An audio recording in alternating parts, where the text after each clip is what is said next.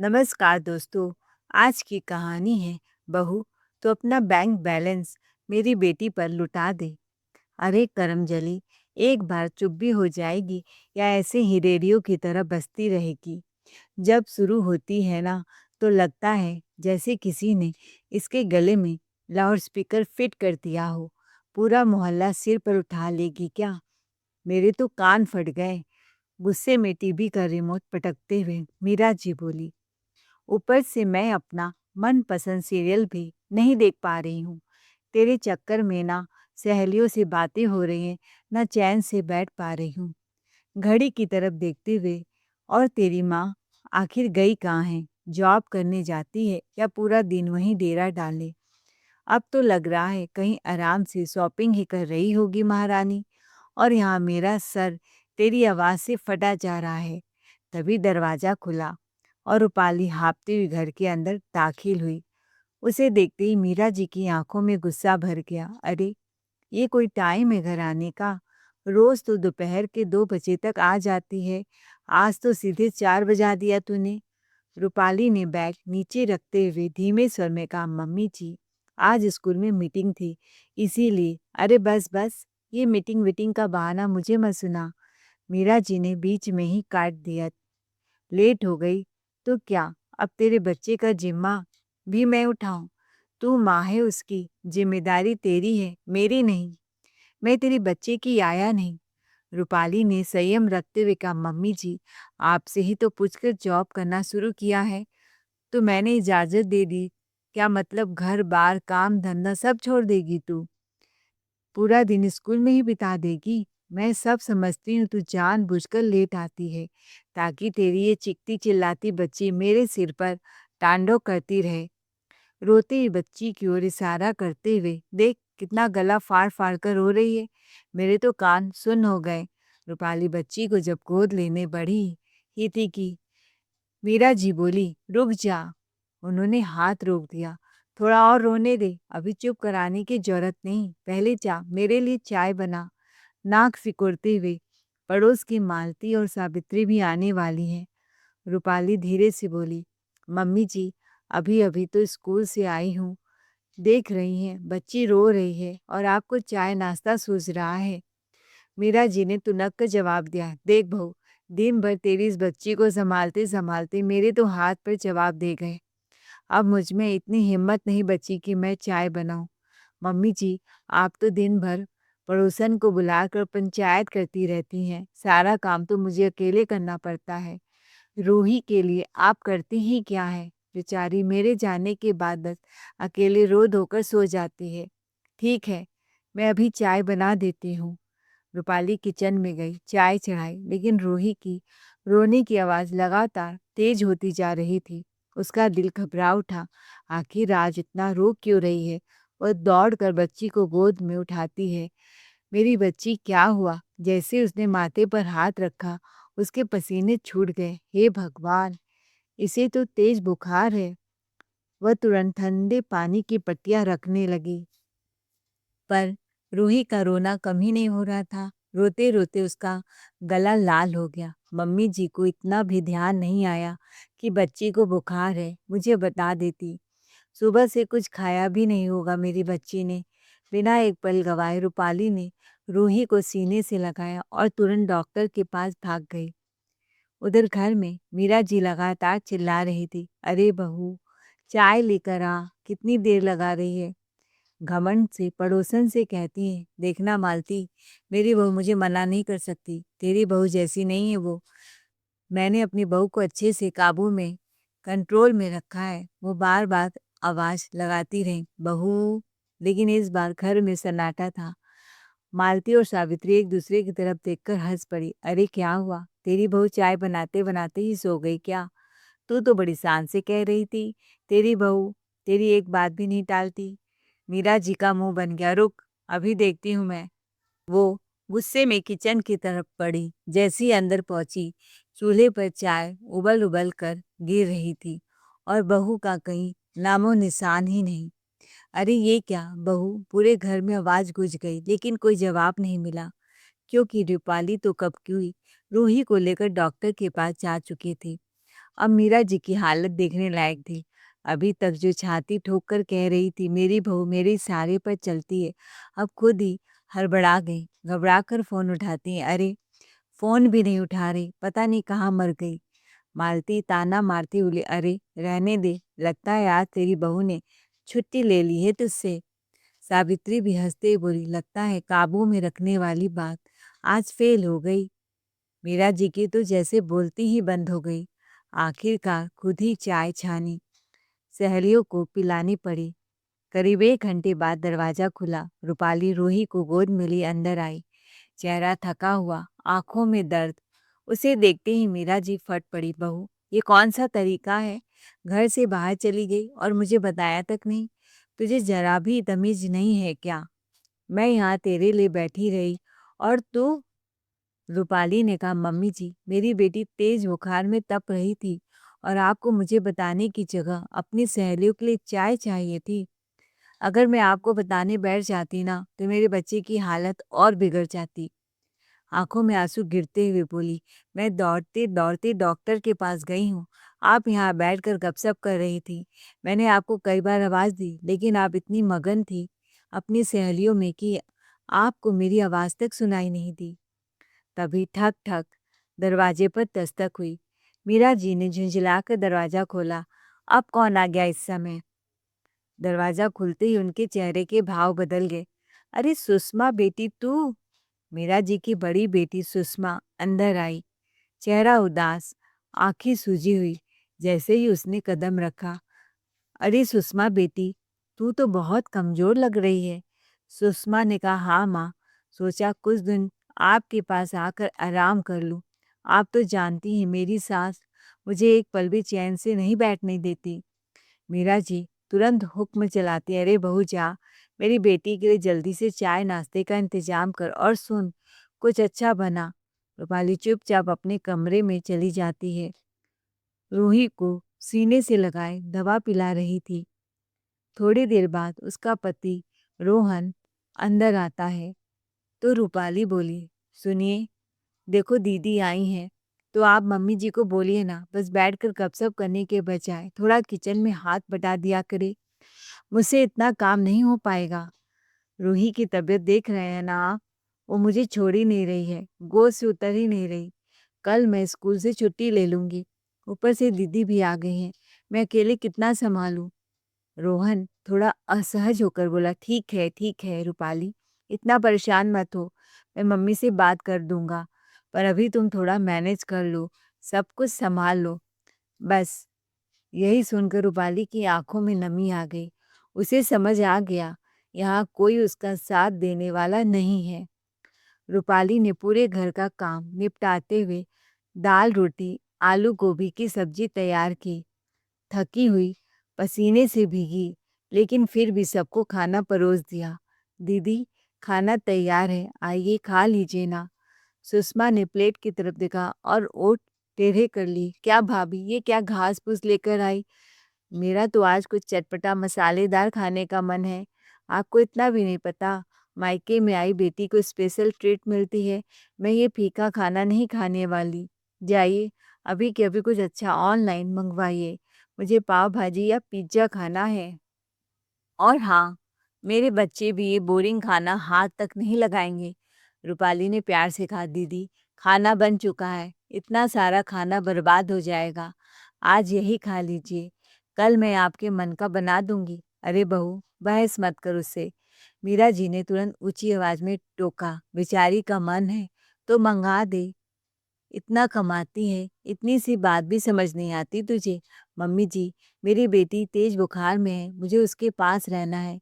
मेरे पास इतना टाइम और फालतू पैसे नहीं है कि रोज रोज बाहर का मंगाऊं। मीरा जी ने ताना कसते हुए कहा, तो क्या हुआ, ऑनलाइन मंगवाने में कौन सा पहाड़ टूट रहा है? कर दिया ऑर्डर। रूपाली मन ही मन जल उठी। क्या पैसे पेड़ पर उगते हैं? मैं दिन रात खटूं और ये लोग ऐसे उड़ा दें? खैर उसने पिज्ज़ा ऑर्डर कर दिया। कुछ देर बाद सब बड़े मज़े से पिज्ज़ा खाने लगे और तभी थोड़ी देर बाद ओह! सुषमा अचानक चिल्ला पड़ी और उल्टियाँ करने लगी। पेट पकड़कर कहराने लगी, आ मम्मी, मेरा पेट मीरा जी घबरा गई, लेकिन अगले ही पल गुस्से में रूपाली पर बरस पड़ी। ये सब तेरी वजह से हुआ है, जरूर तूने मेरी बेटी को नजर लगा दी, बहुत बुरी नजर से देखती है उसे। बस मम्मी जी, हर बार मुझे दोष देना बंद कीजिए। दीदी जब भी आती हैं हर दिन बाहर का उल्टा सीधा खाती हैं, कभी पुचका, कभी समोसा, कभी चाट पकौड़े, और अब ये पिज्ज़ा। तो पेट खराब होगा ही ना। ये कोई नज़र वजर नहीं है। थोड़ा अपनी चटोरी जीभ पर भी कंट्रोल रखना सीखिए दीदी। हर बार बहू को दोषी ठहराना आसान है। रोहन आधी रात को इमरजेंसी में डॉक्टर के पास लेकर पहुंचा। डॉक्टर ने रिपोर्ट हाथ में देते हुए गंभीर आवाज में कहा, देखिए, गॉल ब्लैडर में मल्टीपल स्टोन है और साइज भी बड़ा है। इसे नज़रअंदाज करना खतरे से खाली नहीं है। इमीडिएट ऑपरेशन करना पड़ेगा, नहीं तो हालत बिगड़ सकती है। ये सुनते ही मीरा जी के पैरों तले जमीन खिसक गई। अरे मेरी बेटी, तुझे किसकी बुरी नज़र लग गई? अब तुझे ऑपरेशन कराना ही पड़ेगा। देखो कैसे दर्द से तड़प रही है मेरी बेटी। मीरा जी ने धीरे से कहा, बेटी, दामाद जी को फ़ोन कर ले। लेकिन वो क्या कर लेंगे? जब मैं ऑपरेशन करवाऊंगी तो रे मेरे बच्चे को कौन संभालेगा माँ? मैं यहीं ऑपरेशन करवा लेती हूँ मायके में। मीरा जी तुरंत बोली, हाँ बेटी, बिल्कुल तू यहीं ऑपरेशन करवा ले। तेरे भैया भाभी है ना, सब संभाल लेंगे। रूपाली मीरा जी को एक कोने में खींच लेती है, यह क्या कह रही हो मम्मी जी? लाख रुपए खर्च होंगे, इतने पैसे आएंगे कैसे? सुन बहू, अब ड्रामा बंद कर। तेरी ननद का ऑपरेशन है, पैसे तो तुझे अपनी ही सैलरी से देने होंगे। रूपाली के चेहरे का रंग उड़ गया। मम्मी जी, मैं कैसे? मीरा जी ने तीखे लहजे में कहा, अब तक तू 2-4 लाख कमा चुकी होगी, कम से कम 1 लाख रुपए तो निकाल ही सकती है ना ननद के लिए। मम्मी जी, मेरी भी जिम्मेदारियां हैं, मैंने अभी अभी नौकरी शुरू की है। जो भी कमाती हूँ थोड़ा बहुत घर के खर्चों में लगा देती हूँ। राशन, बेटी का दूध, सब मैं ही संभालती हूँ। और मेरी बेटी, उसकी पढ़ाई, उसकी दवाई, उसका भविष्य, क्या वो सब छोड़ दूँ मैं? मेरा जी का चेहरा सख्त हो गया। मैं कुछ नहीं जानती, वो मेरी बेटी है और उसके लिए मैं कुछ भी कर सकती हूँ। तो उसकी भाभी है, तेरी भी जिम्मेदारी बनती है। गुस्से में रूपाली ने अलमारी से पैसे निकाल कर टेबल पर रख दिए। उसकी आंखें नम थीं। देखिए जी, ये मेरे जमा किए हुए सारे पैसे हैं। आज मैं ये सब दे रही हूँ। ये पैसे मैंने अपनी बेटी की पढ़ाई के लिए जोड़े थे। मैं उसका एडमिशन अच्छे इंग्लिश स्कूल में करवाना चाहती थी, ताकि उसका भविष्य हमसे बेहतर हो। आपके पैसे तो हर महीने घर खर्च, बिजली, राशन, फल, सब्जी, दही और दीदी लोगों के आने जाने, त्योहारों में ही खत्म हो जाते हैं। लेकिन मैं बार बार इतना बड़ा खर्च नहीं उठा सकती। मम्मी जी को समझना होगा, दीदी हमारी जिम्मेदारी नहीं है। उनकी जिम्मेदारी अब उनके ससुराल वालों की है। हम मदद कर सकते हैं, लेकिन पूरी जिंदगी का बोझ नहीं उठा सकते। मैं अपनी बेटी का हक किसी और पर खर्च नहीं कर सकती, क्योंकि माँ मैं भी हूँ। खैर, 3 दिन बाद सुषमा का ऑपरेशन तो अच्छे से हो गया, लेकिन अब घर में नया ड्रामा शुरू हो गया। अब हर दिन घर में दूध, दही, जूस, फल, सूप, नारियल पानी, बादाम, सब सुषमा के लिए आने लगा। और हर बार पैसे निकलते तो मीरा जी की नज़र रूपाली पर ही जाती। रूपाली दिन भर बच्चों के पीछे भागती रहती, कभी किसी को नहलाना, कभी किसी को खिलाना। शाम तक उसके पैर जवाब दे देते, पर उसकी थकान देखने वाला कोई नहीं था। एक दिन मीरा जी ने ताना मारते हुए कहा, बहू ध्यान रखना, मेरी बेटी अभी बहुत कमज़ोर है। जब ससुराल जाएगी ना, तो लोग कहेंगे कैसी माँ और कैसी भाभी है, बेटी को कमज़ोर करके भेज दिया। मुझे अपनी इज्जत बहुत प्यारी है, समझी? तुम तो मेरी इज्जत की लुटिया ही डुबो दोगी एक दिन। रूपाली चुपचाप खड़ी रही, लेकिन इस बार उसकी चुप्पी पहले जैसी नहीं थी। उसने धीरे से लेकिन बहुत गहरी बात कही, मम्मी जी, इज्जत सिर्फ बेटी से नहीं होती, बहू से भी होती है। जब आपकी बेटी बीमार थी, तब पूरा घर उसके लिए खड़ा था, लेकिन जब मेरी बेटी बुखार में तप रही थी, तब किसी को मेरी दर्द तकलीफ याद नहीं आई। मम्मी जी, इज्जत तब नहीं जाती जब बहू खर्चा देने से मना कर दे। इज्जत तब जाती है जब घर में एक बेटी को बेटी और दूसरी बेटी को नौकरानी समझा जाए। मैं इस घर की बहू ज़रूर हूँ मम्मी जी, लेकिन किसी की एटीएम मशीन नहीं। धीरे-धीरे ऑपरेशन हुए 1 महीना से भी ज़्यादा हो गया था, लेकिन सुषमा ससुराल जाने का नाम ही नहीं ले रही थी। उधर उसकी सास बार-बार फ़ोन कर रही थी, बहू अब तबीयत सही हो गई हो तो घर आ जाओ। लेकिन सुषमा हर बार एक ही बहाना बना देती, अभी कमज़ोरी है। मम्मी जी, डॉक्टर ने बेड रेस्ट करने को कहा है। फिर एक दिन सुषमा के पति का फ़ोन आया, सुनो मेरा दुबई जाने का प्रोग्राम बन रहा है, अगर तुम्हें चलना है तो जल्दी आ जाओ। बस ये सुनते ही सुषमा जो 1 महीने से उठ नहीं पा रही थी, अगले ही दिन सामान पैक करने लगी। ये सब देखकर रूपाली मन ही मन मुस्कुराई। वाह दीदी, कमजोरी दुबई सुनते ही भाग रही है। मीरा जी ने रूपाली को आवाज़ लगाई, बहू सुन, मेरी बेटी 2 दिन बाद अपने ससुराल जा रही है। अभी ऑपरेशन हुआ है उसका। तू आज उसके पैरों में तेल लगाकर अच्छे से मालिश कर दे, थोड़ी ताकत आ जाएगी। मैं ज़रा बाजार जा रही हूँ उसके लिए मिठाई लाने। बस यहीं रूपाली का सब्र खत्म हो गया। वो सीधे मीरा जी के सामने खड़ी हो गई। मम्मी जी, दीदी 1 महीने से यहाँ बैठ-बैठ कर खा रही हैं, आराम कर रही हैं, ताकत भी आ गई है, तभी तो दुबई जाने की तैयारी कर रही हैं। मैंने 1 महीने नौकरी से छुट्टी ली, घर भी सँभाला, उनके बच्चे भी सँभाली, अपनी बच्ची भी सँभाली, दीदी की सेवा भी की। मेरा दर्द किसी को नज़र नहीं आता। मीरा जी गुस्से में बोली, बहू तू मना कर रही है? हाँ, मना कर रही हूँ मम्मी जी, अब मैं स्कूल जा रही हूँ। सुषमा को गए हुए 1 हफ्ता ही बीता था। रूपाली ने अभी राहत की सांस लेनी शुरू ही की थी। घर थोड़ा शांत हुआ था, काम थोड़ा कम हुआ था कि तभी फ़ोन की घंटी बजी। मीरा जी ने फ़ोन उठाया। हाँ बिटिया, कैसी है? उधर से उनकी छोटी बेटी नताशा रोते हुए बोली, मम्मी डॉक्टर ने कहा है मेरी डिलीवरी ऑपरेशन से होगी। मैं ऑपरेशन के लिए मायके ही आ रही हूँ। मीरा जी घबरा गई। अरे बिटिया रो मत, तू यहीं आ जा, सब हो जाएगा। नताशा ने आगे कहा, मम्मी जब बड़ी दीदी का ऑपरेशन मायके में हुआ तो मेरा भी हक बनता है ना। ससुराल में मुझे आराम नहीं मिलेगा और मेरी छोटी बच्ची को भी कोई संभालने वाला नहीं। आप बस रूपाली भाभी से बोल देना, मेरे बच्चों को संभाल लेंगी। मीरा जी ने एक पल भी नहीं सोचा, तुरंत बोल दिया, हाँ हाँ बिटिया, तू बस आ जा, सब संभाल लेंगे, तेरी भाभी है ना। शाम को मीरा जी चाय की चुस्कियाँ लेते हुए रूपाली से बड़े आराम से कहा, बहू जरा पैसों का इंतजाम कर लेना, छोटे बच्चों के लिए कपड़े लेने हैं, मिठाइयाँ, फल, काजू बादाम भी मंगवाने हैं, 10-10 किलो। रूपाली ने हैरानी से उनकी तरफ देखा और बोली, मम्मी जी इतना सब? आखिर घर में क्या होने वाला है? मीरा जी बोली, अरे कुछ खास नहीं, बस थोड़ा सामान लेना है। थोड़ा सामान? 10 जोड़ी कपड़े, मिठाइयाँ, फल, काजू बादाम, घी। मम्मी जी ये थोड़ा सामान है या किसी की शादी ब्याह की तैयारियाँ?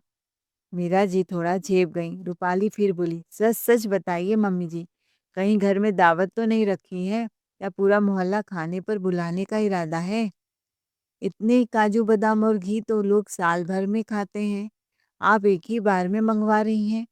आखिर चल क्या रहा है घर में?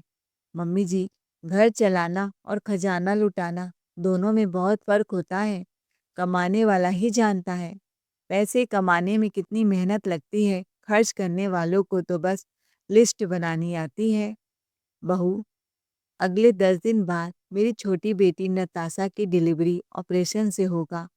वो मायके करवाना चाहती है। अब तो रूपाली का पारा हाई हो गया। वह बेलन लेकर बाहर आई। माँ जी, क्या पैसों की बारिश हो रही है हमारे घर में, जो आप अपनी हर बेटी को बार बार यहाँ बुला रही हैं? आपको हमारे खर्च नहीं दिखते क्या? हमारी तकलीफ नहीं दिखती? बेटियों के प्यार में अंधी हो गई हैं कि बेटियों को भुला दिया है? मेरी भी एक छोटी बेटी है, अगले साल उसका एडमिशन कराना है। मैं उसके लिए पैसे जोड़ रही हूँ।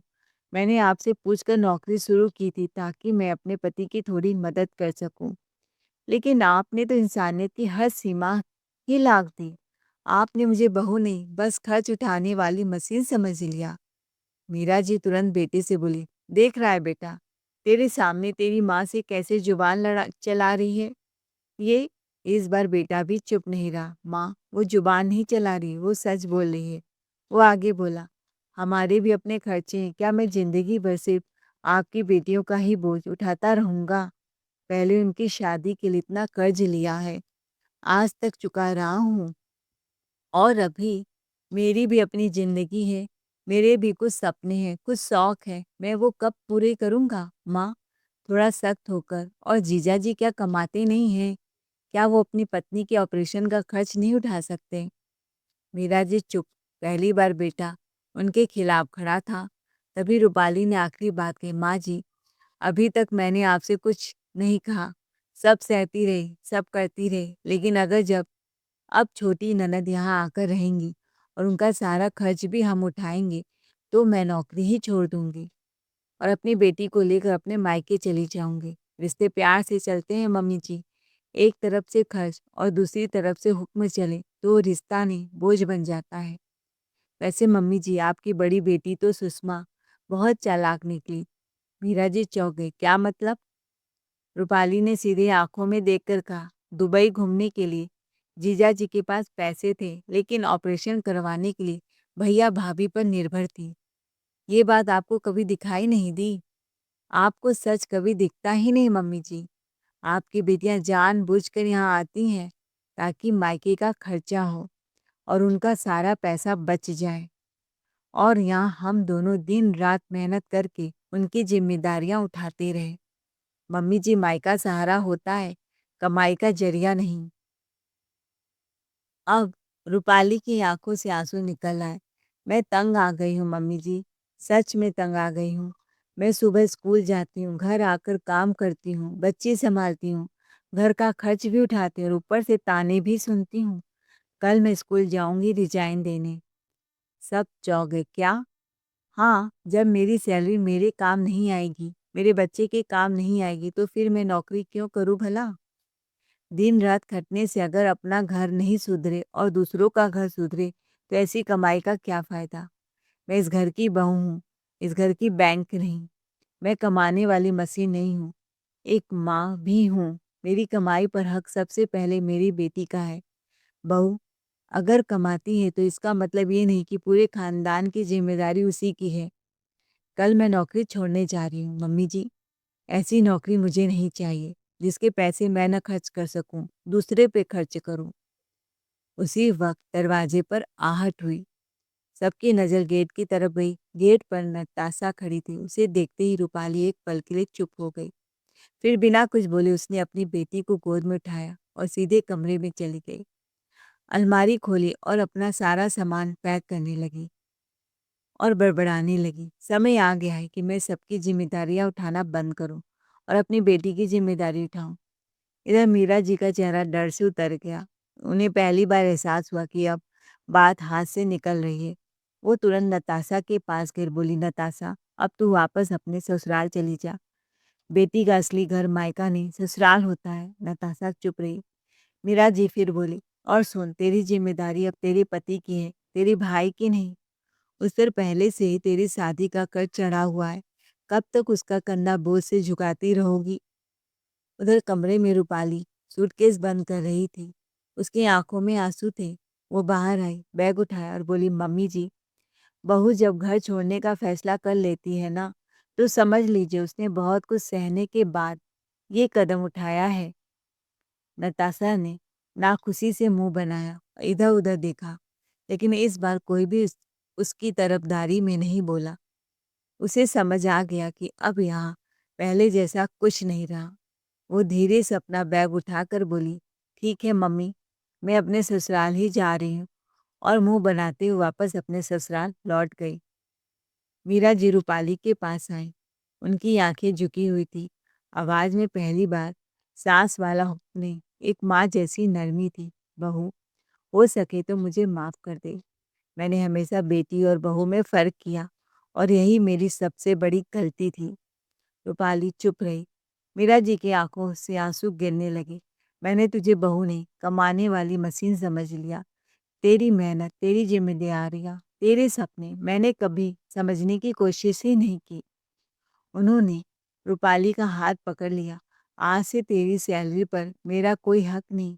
वो तेरी कमाई है, तू अपने बच्चों पर खर्चा कर।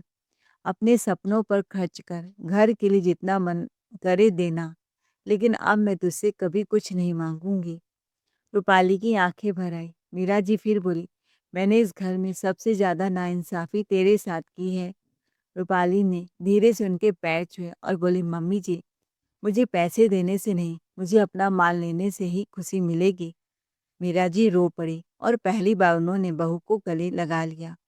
दोस्तों, आपको हमारी आज की कहानी कैसी लगी? कमेंट करके ज़रूर बताएं। कहानी अच्छी लगी हो तो चैनल को लाइक, शेयर, सब्सक्राइब ज़रूर करें। Thanks for watching ARK voice.